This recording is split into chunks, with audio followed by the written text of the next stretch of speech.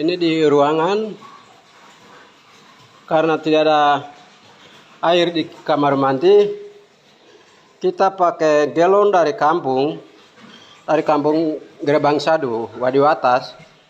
Kita timba air bawa ke rumah sakit. Jadi kita tampung di kamar mandi bak air. Ini di bak kamar mandinya. Kamar mandinya ada ini. Ini air kosong. Jadi ini rumah sakit Nabire ini, Papua Tengah, Provinsi Papua Tengah, Kabupaten Nabire. Air kosong, semua. Makanya mereka tahan 2 hari. Tahan dua hari, makanya ada banyak orang yang kembun perut. Sampai tidak bisa buang air, tahan buang air. Makanya dapat sakit, ada yang pulang ke rumah masing-masing. Mereka timba air di rumah masing-masing. Dari pasien-pasien ada yang pulang ke rumah masing-masing karena tidak ada air di kamar mandi. Sekian dan terima kasih. Selamat pagi. Ruang anak, ruang bedah wanita, kemudian sekarang saya ada di ruang pria, di kamar mandi masing-masing ruangan perawatan. Ternyata air hari ini cukup lancar, bapak penuh. Saya tadi dapatkan yang petugas, ada beberapa keran yang harus kita ganti. Kemudian instalasi baru lagi yang ada 1-2 yang mampet karena sudah lama instalasi. Yang repot itu ada di bawah, pipa ada di bawah semen.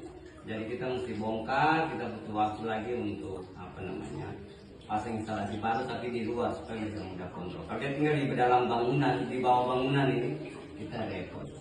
Saya kira hari ini saya pastikan di beberapa ruangan, terutama untuk kamar mandi atau WC-nya, toiletnya, air, kebutuhan ada sementara ngalir. Saya masih terus lanjutkan pemeriksaan ini sampai ke bab penampungan besar di belakang. Baik. Hari ini kita lagi ngecek lagi permasalahan air yang masih menjadi masalah di rumah sakit ya.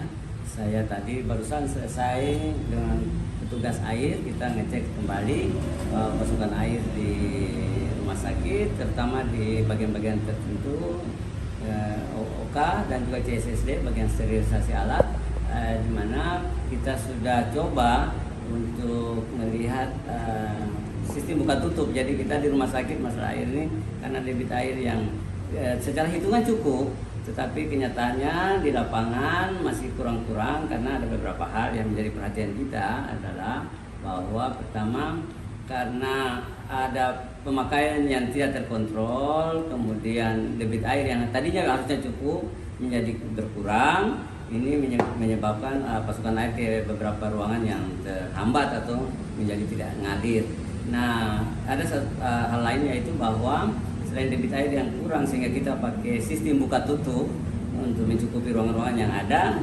Kendala lain adalah beberapa pipa-pipa kita ya yang sudah lama yang sudah pecah dan sudah putus. Kemudian sebenarnya tadi saya coba lihat secara detail beberapa aliran atau instalasi pipa yang ada di beberapa ruangan. Tadi di ruangan bedah dan ruangan wanita, ternyata di kerannya itu petugas air sudah nutup untuk penampungan ke atas misalnya ya, tetapi ada juga tidak terkoordinasi baik atau komunikasi baik dengan CS yang sudah buka dan lupa tutup, sehingga secara hitungan cukup ternyata bisa jadi air ngalir sampai di bak penampungan kita kosong.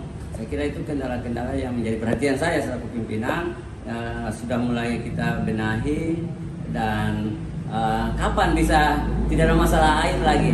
Nah, ini kita masih terus melihat perkembangan terakhir dari pembangunan ataupun penyediaan bak air penampungan yang dibangun oleh Dinas PUPR Provinsi Papua Tengah di sudut belakang perumahan RSUD, di mana di sana masih ada beberapa hal yang kita lihat termasuk pasokan yang masuk dan sistem yang menarik air dari bak bagian bawah ke penampungan di atas secara otomatis, sehingga Kalau sudah full di atas, dia secara otomatis akan mengalirkan sesuai dengan instalasi pipa hitam yang mereka sudah pasang seperti itu.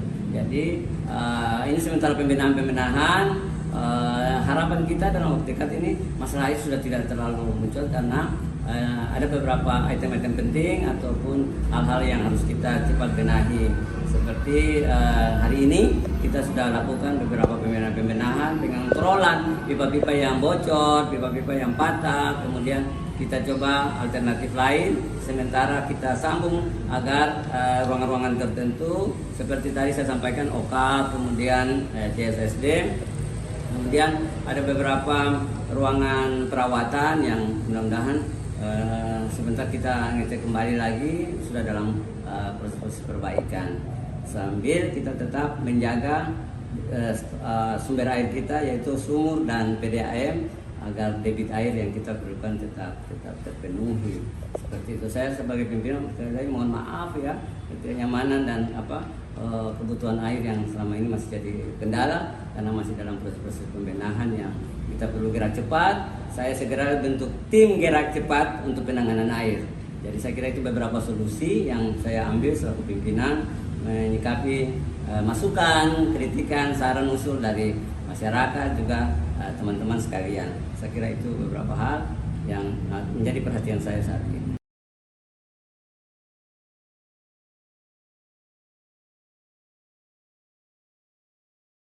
Saya menyampaikan mengenai kronologi kejadian yang kemarin itu awalnya pasien masuk kan di hari Jumat itu sekitar pukul 19.30 yang menerima adalah dokter jaga yang saat itu berjaga adalah dokter Angga. Terus saya lanjut kemarin hari Sabtu itu saya jaga dinas pagi. Awal mula pasien ada keluhan itu sekitar jam 10 pagi.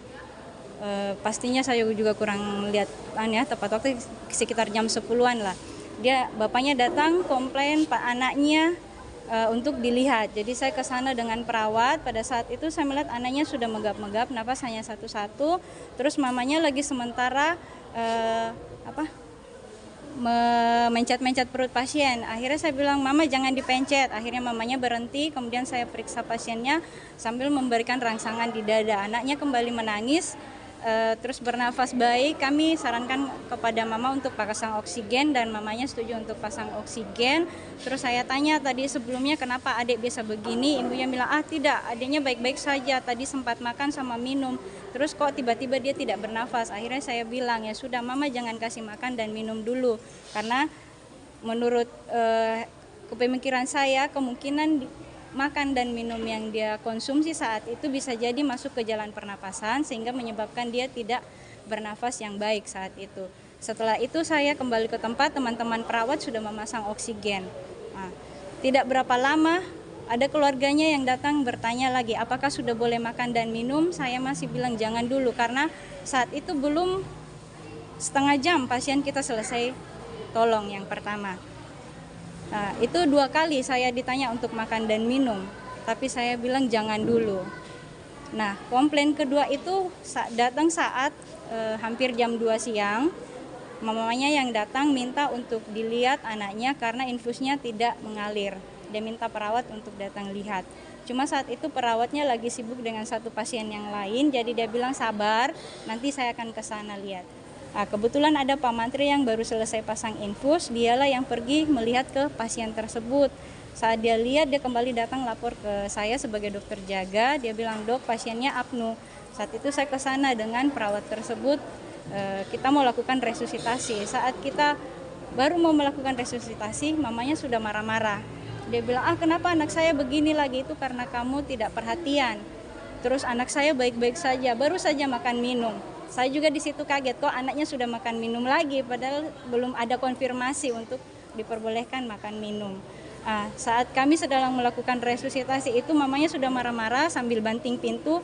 Akhirnya Pak Mantri yang membantu saya resusitasi, dia yang pergi ke petugas keamanan untuk minta tolong agar diamankan. Saat itu bapaknya masih ada di samping saya berusaha menjelaskan apakah kita mau lanjut resusitasi atau tidak. Bapaknya sudah mulai marah ke saya sambil mendorong, hampir memukul saya. Akhirnya saya meninggalkan ruangan, masuk ke ruang kepala perawatan. Jadi saat itu keamanan sudah datang, mereka yang mengamankan situasi saat itu. Nah, cukup mungkin itu saja yang bisa sampaikan karena sampai segitu saja yang saya ini ya. Mungkin Dok, apakah dari anak tersebut mungkin sebelumnya sudah punya riwayat penyakit sih? Nah, yang masuknya itu kan dirujuk sama dokter spesialis anak ya. Dia dengan diagnosa ada diare dengan dehidrasi, terus ada gizi buruk, kondisinya itu berat, terus dengan diperberat lagi dengan ada pneumonia. Pneumonia ini infeksi pada paru-paru ya. Saat itu yang memang saat masuk pasien memang sudah terpasang infus. Saya Dr. Prasetyo Rengke selaku Direktur Blut RSUD Nabire. Tadi di depan sudah sampaikan, tapi terima kasih teman-teman pers untuk lebih dekat lagi. Mungkin tadi penyampaian kami tidak terlalu jelas dan sehingga kita bisa lakukan wawancara ulang saat ini. Mudah-mudahan bisa lebih jelas ya. Betul kemarin ada kejadian di UGD Blut RSUD Nabire Sriwini ini ada anak ya Neles Nakapa 1 tahun 6 bulan laki-laki yang meninggal sekitar jam setengah 2. Pelayanan di IGD ini tetap berjalan walaupun ada kejadian-kejadian dari pihak keluarga yang tidak puas tentang pelayanan apalagi sampai dengan kematian. Kami tidak bisa melarang itu, tetapi ada prosedural, ada hal-hal yang mungkin lebih bijak lagi dalam penanganan kasus-kasus seperti itu, dalam arti bahwa sampai dengan pengerusakan dan petugas ini jadi takut sehingga menjadi hambatan untuk pelayanan bagi pasien-pasien yang lain. Tapi ya syukur hari ini kita bisa sampaikan kepada teman-teman pers bahwa sejak kemarin sampai hari ini pelayanan di UGD ini masih bisa berjalan, masih bisa melayani pasien-pasien. Dan saya selaku direktur juga tidak tutup kemungkinan untuk membenarkan siapa-siapa atau membenarkan pelayanan di sini. Saya yakin pelayanan kita belum maksimal dengan beban kerja yang luar biasa, pasien yang non-stop, kemudian daya tampung kita dan fasilitas lain yang. Cuma yang saya sayangkan beberapa peralatan kita yang dirusak oleh keluarga korban. Nah ini kan mengganggu pekerjaan teman-teman hari ini untuk melayani orang yang lain. Tapi secara pimpinan saya akan segera melengkapi itu ulang. Timbangan bayi, timbangan elektronik yang memang sangat krusial untuk menentukan berat badan bayi, anak, untuk menentukan dosis obat, kan begitu. Jadi juga untuk tindakan medis lainnya. Nah ini sangat disayangkan kan sampai menghambat pelayanan yang lain. Ada beberapa tensi dan saya kemarin tidak ada di tempat, tetapi laporan dari teman-teman di sini ada beberapa alat yang rusak. Mungkin nanti Dr. Christine menyampaikan ke mereka, usernya mereka yang gunakan di sini. Terakhir Dok, harapan apa kejadian ini tidak terulang lagi ke depan? Ya harapan saya tadi di depan sampaikan, saya ditunjuk, dikasih amanah, dikasih tanggung jawab sebagai Direktur Rumah Sakit Nabire, yang notabene saya adalah orang asli Papua, anak asli Nabire. Tidak ada pernah muncul indikasi untuk saya melupakan pelayanan atau mencari sesuatu dari tugas yang dikasih. Saya murni jaga rumah sakit ini sebagai rumah sakit saya yang menolong saya punya keluarga sendiri. Baik itu yang mau dari gunung kah, dari pantai kah, terutama kita punya orang asli Papua. Tapi saya mau tekankan ulang, karakter sampai seperti begini sampai kapan kita mau ngikut. Kita sudah berusaha menjelaskan yang sebaiknya. Tapi kalau keluarga, masyarakat saya, saya bicara sebagai orang asli Papua, tidak mau terima dengan kemarin ada bahasa-bahasa yang dokter mereka sini, dokter bodoh, dokter kamu tuh tidak usah orang Amber, tidak usah di sini. Ini yang kamu ini GD orang Papua, harusnya dokter. Terus saya sebagai orang Papua sendiri, rumah sakit ini orang asli Papua, dokternya cuma 2. Lalu teman-teman yang bukan OAP kamu usir atau tidak mau bekerja, terus mau jadi apa? Ini kan pemikiran-pemikiran yang saya kira harus saya luruskan, bahwa kita sudah berusaha untuk menjelaskan sesuai dengan ilmu dan keprofesional kita. Saya punya pengalaman banyak. Kita sudah jelaskan toh kalau tidak mengerti terus sampai kapan kita mau bisa satu frekuensi. Apa yang kita ini bisa dimengerti. Dan ini kita juga tidak bisa salahkan. Mungkin karena tingkat pendidikan, mungkin karena budaya. Harapan saya sampai kapanpun kejadian ini akan berulang. Dan ini akan dimanfaatkan oleh oknum dan pihak-pihak tertentu untuk memviralkan rumah sakit ini. Rumah sakit ini kita lagi berusaha untuk buat yang terbaik. Tetapi ada kurang-kurangnya kan. Pasti ada lah. Tetapi jangan yang kurang itu menjadi viral bahwa rumah sakit ini pelayanannya tidak baik. Saya kasih contoh, obat yang dibeli di luar, kekurangan obat. Obat apa dulu? Obat kaskado kah? Obat kusta kah? Kalau masyarakat kan tangkapnya obat-obat, semua obat. Terus yang lain tidak dapat obat. Terus rumah sakit ini harus saya tutup karena obat tidak ada. Kan tidak begitu. Mau kurang mau apa tetap pagar ini saya buka. Saya sudah beberapa kali dalam kesempatan-kesempatan saya bilang, kalau mau egois saya cuma cek, kalau kok orang Nabire saya layani, di luar orang Nabire saya tutup pagar. Terus masyarakat kita mau cari rumah sakit mana? Rumah sakit kita cuma satu. Teman-teman tadi kalau kamu tidak puas dengan pelayanan kami, kalau kamu berpikir di sini kita kasih mati-mati orang, cari rumah sakit lain sudah. Kan begitu. Tapi kan bukan begitu. Kan bukan begitu pemikirannya. Mari, kalaupun ada kekurangan, yo sampaikan. Tapi jangan dengan emosi. Stop sudah orang-orang Papua yang kampungnya segala rupa. Balik lagi. Sudah kritis. Kasus ini teman-teman. Kasus ini termasuk kasus yang kritis. Yang dikirim oleh dokter spesialis anak. Yang tidak mampu dilayani di luar. Kemudian mengharapkan di sini. Dan sudah dilakukan sesuai dengan prosedur yang ada. Tapi kalaupun kematian itu muncul, mau salahkan siapa? Kemudian indikasi kamu bunuh di sini. Kan nggak mungkin. Kan begitu. Sehingga saya kira ke depan kita harus duduk bersama. Tokoh masyarakat, mau dia itu DPR, MRP, ini harapan saya loh. Kepala suku, tokoh-tokoh gereja, mari kita. Karena masyarakat kita nih kalau tidak kita benahi di akar permasalahan, karakter mereka seperti itu, kita yang jadi korban. Kita sudah secara profesional, secara keilmuan kita lakukan, tapi tidak connect antara pengetahuan mereka. Kita tidak bisa salahkan. Mungkin mama kemarin marah-marah tuh cuma tamat SD. Gimana mau dengar dokter yang S1 menyampaikan hal itu? Kan tidak nyambung. Sehingga saya kira inilah yang nanti menjadi poin. Saya akan bicara dengan DPR, MRP. Dan kita sudah mulai kemarin. Apalagi tokoh agama, tokoh gereja. Kalau memang dia kimi, memang dia gidi, mari bicara ke umat, bicara ke jemaatnya.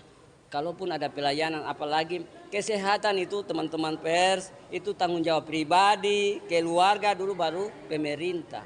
Tidak bisa kok yang sakit, kok salahkan pemerintah. Terus bilang tidak ada uang, orang miskin tidak boleh sakit. Tidak ada, kan begitu. Cuma 1-2, kalau semua yang datang miskin, tidak ada uang, terus semua itu rumah sakit ini kosong. Kan begitu. Jadi saya tidak pernah mau bela rumah sakit ini dengan kebobrokannya, tidak. Kita sama-sama benahi. Kalau yuk ketemu masalah, mari kasih solusi sama saya. Kan begitu. Kasih solusi yang membangun. Direktur mesti begini, manajemen mesti begini. Itu saya angkat jempol. Tapi jangan menyerang pribadi saya. Tadi saya singgung itu.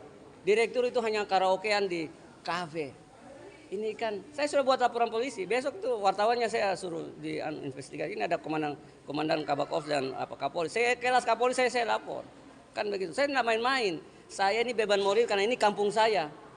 Saya ini anak negeri. Lalu ada wartawan bilang, kalau kau anak negeri kenapa? Ton takut. Bukan masalah takutnya. Mari kita bangun karena saya tidak ada indikasi lain. Kan begitu. Jadi saya kira ini corong saya, teman-teman tolong sampaikan ke teman-teman yang lain bahwa kita ini apalagi saya ditunjuk. Monggo mau ganti-ganti saya siap saat ini. Tidak ada indikasi lain. Gitu loh. Mau orang Amber, mau orang Papua jadi direktur pelayanan sama saya. Memang kondisi kita saat ini. Rumah sakit ini lagi tidak baik-baik saja. Kita dengan beban yang cukup banyak. Saya sudah sampaikan.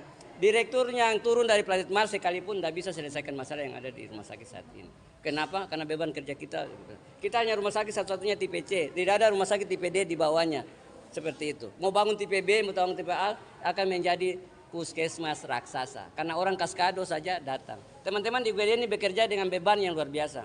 Kalau bukan meja pica, petugasnya yang pica. Kan begitu. Karena banyak mau dilayani. Tapi mereka tetap mau dapat pukul, mau dapat maki. Tetap layani. Saya kira itu poinnya, kakak. Ya, sehingga nanti detailnya nanti dokter. Ya, sudah. Ada dugaan apa video viral itu kan ada dugaan adu mulut dengan pasien dengan aparat keamanan itu bagaimana nih? Iya. Intinya tadi di depan saya sampaikan mereka punya tugas untuk melerai, membackup keributan-keributan yang ada. Kalaupun terjadi adu mulut itu dalam rangka mereka mengamankan kondisi supaya bisa terlayani pasien yang lain. Kan begitu. Jadi emosi kita orang Papua itu kau mau petugas, kau mau apa, orang mesti bakalai dulu mesti. Saya kira ini karakter-karakter tadi poinnya di situ. Kita mesti sosialisasi menyampaikan bahwa ini tempat pelayanan umum, kan begitu. Kalau tidak puas saat ini mau tempuh dari jalan lain monggo silakan, tapi jangan bikin kacau di sini karena bukan desa saja mau dilayani. Lalu tugas utama security di sini melerai, menjaga supaya teman-teman ini bisa tenang untuk bekerja. Ini satu yang sakit, satu trek yang masuk, kan begitu. Tidak ada ruang itu. Mau dijelaskan dengan pengetahuan mereka akhirnya terjadi keributan. Dan tugas dari security, ada lagi yang bilang itu dari luar, saya mau sampaikan untuk sistem keamanan kita di rumah sakit ini sudah sejak lama kita bekerja sama dengan Densipur. Jadi bukan kejadian kemarin terus tiba-tiba kita datangkan anggota entah apa. Tetapi di dalamnya ada security sipil yang dari rumah sakit. Yang saya sangat sayangkan bahwa ada strategi saya bahwa yang koordinator itu adalah orang Me. Yoel Pigai itu dia yang tangani sebagai komandan di security-nya rumah sakit. Untuk kejadian-kejadian ini bisa menyampaikan secara bahasa untuk tompu masyarakat supaya dong mengerti. Kalau tom bicara yang bahasa Indonesia mungkin dong tidak mengerti. Tapi mungkin dia bicara dengan bahasa Meka, bahasa Monica, dong bisa mengerti. Toh dia juga dipukul. Jadi saya kira intinya kalau dong su emosi tuh mau pilih bagaimana? Itu karena kekecewaan, karena emosi, tidak menerima kenyataan bahwa anaknya meninggal. Dan ada bahasa bahwa dulu juga meninggal di sini. Sekarang anak saya meninggal di sini. Ya, tidak ada rencana atau tidak ada syarat yang setiap anak datang nanti kita kasih mati di sini, kan itu di luar nalar yang luar biasa. Saya punya saudara kakak kandung mati sendiri juga, tidak ada rencana kok harus kita komplain bahwa kenapa mesti mati di sini. Ini pelayanan yang satu-satunya kita harapkan, kalaupun sampai kematian terjadi, ya kita mau bilang apa, kan begitu. Kecuali kita cuma kasih biar dengan kondisi kritis sampai meninggal, saya hormat. Itu memang kelalaian kita. Tapi sudah pasang oksigen, pasang infus, ibunya cabut sendiri, dia yang atur itu cairan. Yang tadinya harus 8 jam baru ganti infus. Nah hal-hal ini kan tidak muncul di media. Cuma endingnya saja, nah ini ada begini. Tapi kan teman-teman yang saksikan sendiri. Bagaimana cairan tetesan yang harus diatur ini keluarga sendiri. Ibunya sendiri yang perut ya. Padahal dalam kondisi ini. Bisa jadi kesalahan makanan yang dari keluarga. Arahan petugas sangat jelas. Seperti itu. Tapi kita mau benarkan, menyampaikan itu nanti terjadi pembenaran diri. Kan begitu. Jadi saya kira teman-teman, poinnya adalah ini saya harap sekali ini menjadi tanggung jawab semua, terutama yang sekarang sudah ada MRP, DPR, kemudian kita libatkan tokoh agama yang mereka dengar. Kalau kita yang profesional bicara selalu dong bilang ton tipu, kan begitu, dengan ketidakterbatasan pengetahuan mereka. Kita tidak bisa paksa orang, kamu mesti mengerti seperti apa yang kita, ya mungkin cuma selamat SD, SMP, tapi saya sudah sepakat dengan Kabak Ops, ini kita tidak bisa biarkan begini terus. Kita akan lebih perketat lagi pelayanan di sini. Ini pelajaran terakhir untuk saya. Tidak bisa lagi orang dengan seenak perut terjadi kejadian terus mau bikin rusak rumah sakit. Ini aset pemerintah kan. Kasih rusak begini siapa yang bertanggung jawab? Timbangan tidak jadi kalau ada pasien siapa yang mau tentukan? Memangnya dia. Kan seperti itu. Hal-hal ini yang harus kita sampaikan. Kalau kita institusi yang sampaikan, mereka tidak akan mengerti. Saya belajar dari kemarin, teman-teman mungkin hadir. Saya sampaikan bersama teman-teman untuk kasus keracunan. Suaminya yang memang saya tahu dia S3 punya pendidikan tinggi juga tidak mengerti, apalagi kita punya masyarakat biasa. Saya sudah bicara kemarin lewat WA dengan teman-teman DPR provinsi, DPR kabupaten. Susah kalau masyarakat kita masih pada posisi seperti begini. Kita sudah sampaikan, tapi kalau bersikeras tidak mengerti terus solusinya apa? Saya mau tanya teman-teman pers, kalau kita sampaikan terus mereka tidak percaya, tapi ketidakpercayaan besok ada yang datang lagi. Pelayanan buruk, tapi tetap datang karena memang cuma satu rumah sakit. Kita bilang ini mesti cari obat di luar, misalnya kayak akar masalah obatnya. Tidak mungkin kan dokter dong bilang karena obat saat ini masih tunggu pengiriman, belum tersedia di apotek ini, silakan Bapak mati saja. Itu kan tidak etis. Ini Bapak ada obat tapi Bapak dong tolong beli. Kalau dia BPJS teman-teman sudah berapa kali saya bilang, kamu beli di luar berapa harganya rumah sakit ganti. Kan yang rugi rumah sakit. Kan begitu. Tapi tompo orang Papua ini jangankan uang untuk kesehatan, uang ada tuh pakai mabuk, pakai belanja yang lain, tidak pikir persediaan kalau saya sakit nanti seperti apa. Begitu sakit tidak ada uang terus salahkan pemerintah, salahkan orang lain. Narasi ini inti masalah ini yang harus kita sosialisasi ke masyarakat kita. Teman-teman, rumah sakit ini sudah tidak mampu, jumlah tempat tidur kita tidak mampu. Nabire saat ini masyarakat bukan asli dari Nabire, setiap saat datang, saya Indonesia, Sriwijaya masuk itu, ratusan orang turun itu sakit kemana? Ya ke sini, ya toh. Apalagi ada kasus-kasus tindakan bedah, operasi. Saya punya 7 kamar operasi yang setiap saat operasi di dalam dengan 25 dokter spesialis. Tidak seperti dulu saya direktur tahun 2010, spesialisnya cuma 4. Sekarang ada 25, bedah 4, kandungan 4, anak 4. Ada lagi bedah patah tulang, ortopedi itu setiap saat operasi di dalam. Obat habis ya habis. Dan obat itu sudah beberapa kali saya sampaikan, bukan pesan nasi goreng atau pesan pisang goreng. Itu ada sistem e-katalog yang sangat rumit. Mungkin saat ini saya sampaikan biar menjadi viral dan teman-teman untuk sampaikan. Tidak segampang mengelola pemesanan obat itu, apalagi yang sistem e-katalog. Kita mesti nunggu pengiriman dari Jawa sampai di sini. Kalau obat itu bisa cepat di 1 minggu. Tapi kalau cairan infus itu naik kontainer itu 2 minggu teman-teman. 2 minggu baru bisa bongkar di sini. Seperti itu. Lalu saat ini setiap detik, setiap waktu ada orang sakit terus kita mau bilang nunggu. Nunggu ya Bapak, obat masih dalam perjalanan. Nunggu ya Bapak, tidak ada obat jadi Bapak tunggu sampai Bapak mati di tempat. Kan tidak etis. Kita kasih obat keluar, ada lagi narasi direkturnya kerjasama dengan apotek di luar. Ada narasi dokternya punya praktek, punya klinik di luar. Ya justru ada klinik itu membantu masyarakat yang punya duit untuk berobat. Kalau tidak semua datang sini mati kita. Tidak mampu kita. Seperti itu. Jadi teman-teman saya kira mau menyelaraskan pemikiran mereka dan kita-kita yang ngerti ini ya susah. Iya toh. Yang nanti bisa bicara adalah itu tadi tokoh agama, tokoh adat, pemimpin-pemimpin yang mereka percaya. Saya kenapa bisa bicara banyak? Karena saya punya track record yang luar biasa. Dari tingkat puskesmas sampai kepala dinas sampai dengan rumah sakit. Direktur rumah sakit saya 2 kali. Jadi ada wartawan yang bilang ganti direkturnya monggo. Saya enggak punya tendensi untuk mau tetap jadi direktur. Kalaupun ada sosok yang lebih jago dari saya ya silakan. Tapi secara beban moral ini rumah saya. Ini kampung saya. Saya mau maksimal untuk saya punya keluarga, untuk saya punya orang-orang asli Papua. Kalau ada bahasa miring di luar ya silakan. Sudah tadinya sekarang direkturnya orang asli Papua kok pelayanan begini. Saya akui kita masih banyak kekurangan-kekurangan. Dari sisi pendanaan, dari sisi pengadaan, dari sisi manajemen. Tapi harus ada solusi untuk ke depan pelayanan ini akan lebih baik kan begitu. Saya mau sampaikan bocoran sedikit. Tahun ini kita sudah ada yang namanya SIMERES, Sistem Informasi Manajemen Rumah Sakit. Itu di depan sini sudah ada display jumlah tempat tidur yang tersedia, terkonek ke ruangan.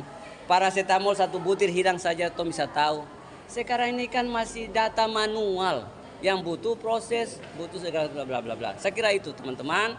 Ini sudah hampir komplit semua permasalahan yang saya utarakan sini. Harapan saya teman-teman bisa sampaikan ke teman-teman pers yang lain menjadi pengetahuan dari punya masyarakat, terutama punya masyarakat asli Papua. Teman-teman komplain selama beberapa waktu terakhir ini hanya saudara-saudara dari Gunung Doreng yang komplain terus. Ini menandakan apa? Itu tadi saya bilang. Saya tidak mau lebih detail. Kita mau jelaskan bagaimana. Memang karakter mereka begitu. Seperti itu. Sekelas dokter, sekelas spesialis pun tidak dipercaya. Bilang omong kosong. Terus tuh mau bicara apa? Ini kan logika kecil yang ya saya kira butuh saran masukan teman-teman kira-kira tolong cari solusi seperti apa untuk tong punya saudara-saudara dorang. Saya tidak bedakan ini gunung ini pantai, tapi yang namanya OAP orang asli Papua mesti ada tindakan khusus. Saya kira apa masukan dari Pak Kabak Ops lebih jelas lah. Kalau memang dia salah kita tindaki. Kalau kita ikut-ikut, iya toh. Sampai kapan? Saya mau tanya teman-teman, sampai kapan? Tidak ada habis-habisnya. Ini bikin. Padahal mungkin hanya karena tendensi mereka dan mereka. Saya pastikan betul kita punya budaya orang Papua. Mungkin teman-teman ada yang tahu kah tidak tahu. Suami istri, kalau istrinya mati, suaminya bertanggung jawab untuk keluarga istrinya. Suami istri, kalau anaknya mati, itu orang tuanya bertanggung jawab. Kenapa? Keluarga akan marah, keluarga akan tuntut. Akhirnya, ya dalam kutip, mencari jalan ini yang salah, ini salah untuk membenarkan diri. Dan buntut-buntutnya di belakangnya Megi. Saya kira ini saya tidak perlu jelaskan teman-teman tahu. Terus sampai kapan kita mau proses ini ulang? Kan harus ada tindakan tegas. Secara hukum kalau kau salah kau ikat. Kabak Ops ada, bukan karena kita ini, tapi tidak. You salah, kan begitu. Kalau salah dibenar-benarkan karena takut, karena mau jaga ini, tidak bisa selesai. Kan begitu. Dengan barang bukti yang real. Kita orang Papua ini lihat baru percaya. Kita Thomas semua kan. Saya ini perlu bicara karena saya 10 tahun dinas kesehatan. Saya pernah di puskesmas, saya pernah kepala dinas, saya pernah direktur 2 kali.